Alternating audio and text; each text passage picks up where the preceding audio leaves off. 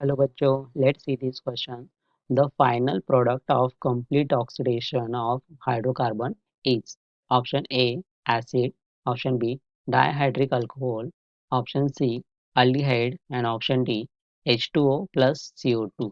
तो इस क्वेश्चन में हमें पूछा गया है कि जब हाइड्रोकार्बन का कंप्लीट ऑक्सीडेशन करते हैं तो हमें फाइनल प्रोडक्ट इन चार ऑप्शंस में से क्या मिलेगा।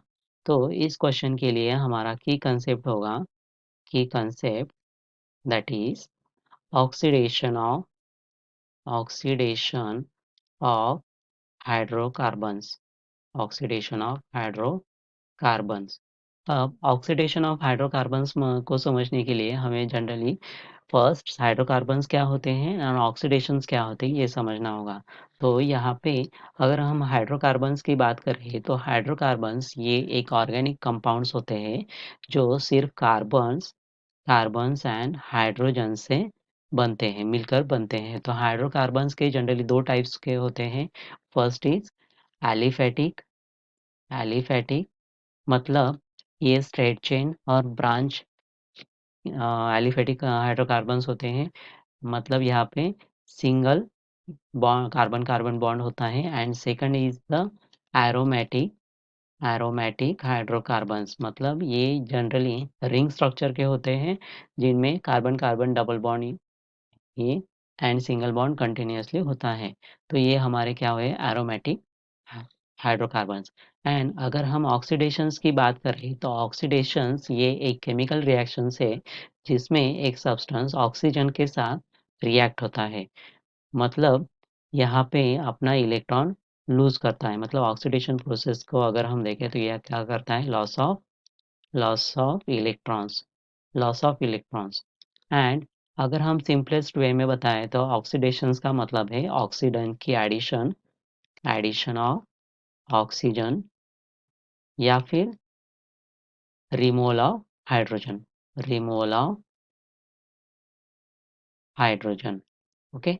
तो अगर हम हाइड्रोकार्बन का कंप्लीट ऑक्सीडेशंस करना चाहें तो वो अलग अलग टाइप्स के होते हैं। फॉर एग्जांपल कंबशंस में होते हैं जहाँ पे हीट करके ऑक्सीडेशन किया जाता है।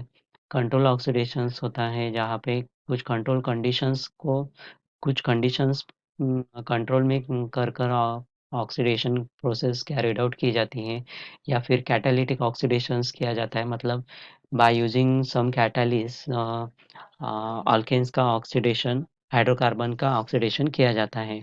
तो हाइड्रोकार्बन्स में जनरली अगर हम देखें तो थ्री टाइप्स के होते हैं। That is alkane alkane alkenes alkenes and alkynes alkane alkene and alkynes. तो इस हाइड्रोकार्बन का अगर हम कंप्लीट ऑक्सीडेशन करें मतलब इनकी ऑक्सीजन के साथ रिएक्शंस करें तो हमें जो प्रोडक्ट मिलते हैं दैट इज फॉर एग्जांपल अगर हम मीथेन मॉलिक्यूल को लें तो ये क्या है हमारा अल्केन है। एक अल्केन प्रोडक्ट रिएक्टेंट है।